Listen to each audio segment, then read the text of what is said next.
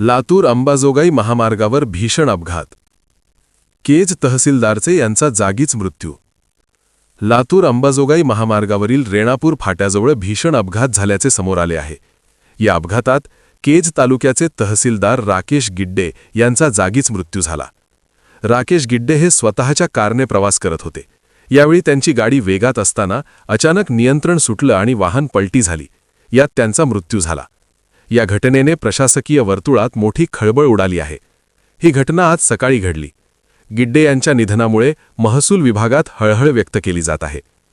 अपघाताच्या वेळी राकेश गिड्डे हे कारमध्ये एकटीच होते.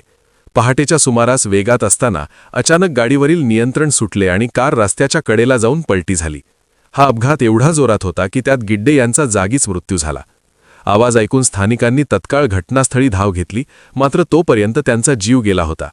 या घटनेची माहिती पोलिसांना देण्यात आली. माहिती मिळताच पोलीस घटनास्थळी दाखल केले.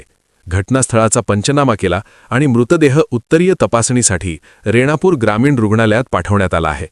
कर्तव्यदक्ष आणि तरुण महसूल अधिकाऱ्याचा अचानक झालेल्या या मृत्यूमुळे बीड जिल्ह्यात शोककळा पसरली आहे.